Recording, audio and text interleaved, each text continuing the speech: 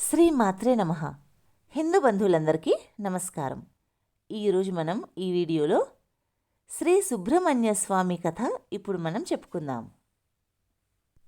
తారకాసురుడు అనే రాక్షసుడు మహాబలశాలి, అమిత తపోబల సంపన్నుడు. అతని అరాచకాలు రోజురోజుకు పెరిగిపోతున్నాయి. అతన్ని చంపడం ఎవరితరమూ కాదు అనే పరిస్థితి ఏర్పడింది. మూడు లోకాలను భయభ్రాంతులచే పీడిస్తున్న తారకాసురుడు అనే రాక్షసుని బారి నుండి రక్షణ పొందుటకై దేవతలు బ్రహ్మదేవుని శరణు వేడారు. అప్పుడు బ్రహ్మ, ఈశ్వర తేజాంశ సంభవుని వల్లనే వీడికి మరణముంటుంది అని చెప్తాడు. బ్రహ్మ మాటలను విని దేవతలందరూ ఈశ్వర తేజాంశ సంభవుని జననం కోసం ఎదురుచూడసాగారు.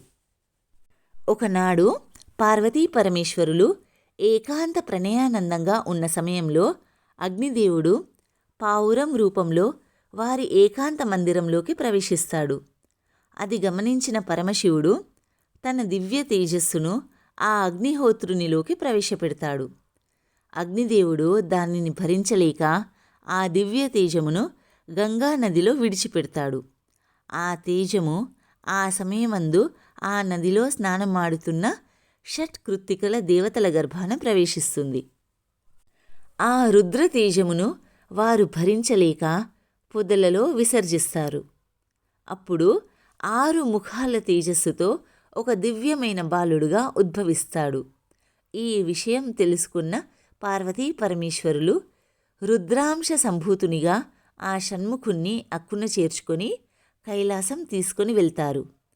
ఆ బాలుడు గంగా గర్భంలో తేజోరూపంలో ఉన్నందుకు గాంగేయుడు అని షట్కృత్తికలు అతన్ని పెంచి పెద్ద చేసిన కారణం వల్ల మరియు 6 ముఖాలు కలవాడు అగుట వల్ల షణ్ముఖుడు అని కార్తికేయుడు అని అంటారు. అతడు గౌరీ శంకరుల పుత్రుడగుటచే కుమారస్వామి అని సుబ్రహ్మణ్యస్వామి అనే పేర్లతో పిలువబడతాడు.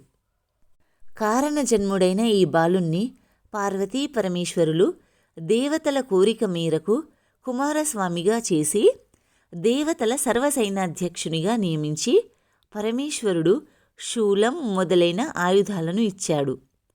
కార్యోన్మకుడైన సుబ్రహ్మణ్యస్వామి నెమలి వాహనారూఢుడై 6 ముఖాలు 12 చేతులతో ఉగ్రరూపం దాల్చి 6 చేతులతో ధనస్సులను మరో 6 చేతులతో బాణాలు ధరించి రాక్షస సేనను ఒకేసారి సంహరించాలని తలుస్తాడు. సర్పరూపం దాల్చి రాక్షసులను ఉక్కిరి బిక్కిరి చేసి భీకర యుద్ధంలో తారకాసురుని సంహరించి విజయుడవుతాడు. దేవేంద్రుడు మార్గశిర శుద్ధ షష్ఠి నాడు దేవసేనతో సుబ్రహ్మణ్యస్వామి వారికి అత్యంత వైభవంగా వివాహం జరిపించాడు. ఆ రోజునే శ్రీ సుబ్రహ్మణ్య షష్ఠిగా వ్యవహరిస్తారు. అంటే సుబ్రహ్మణ్యస్వామి పెళ్లి రోజు అన్నమాట. ఇది కుమారస్వామి జననం కథ. 6 మంది కృత్తికలు మోసారు కాబట్టి ఈయన షణ్ముఖుడయ్యాడు. సుబ్రహ్మణ్యస్వామి షష్ఠి నాడు పుట్టాడు. ఆ రోజున ఆయన్ని పూజిస్తే ఎన్నో రకాల సమస్యలు తీరుతాయి. ముఖ్యంగా పెళ్లి కాని వాళ్ళు సుబ్రహ్మణ్యస్వామి కళ్యాణం చూస్తే పెళ్ళవుతుందని నమ్మకం.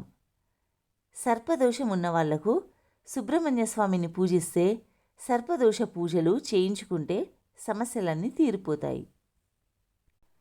శ్రీ సుబ్రహ్మణ్యస్వామి కృపాకటాక్షాలు ఆశీస్సులు సదా మనందరిపై ఉండాలని కోరుకుంటూ స్వస్తి.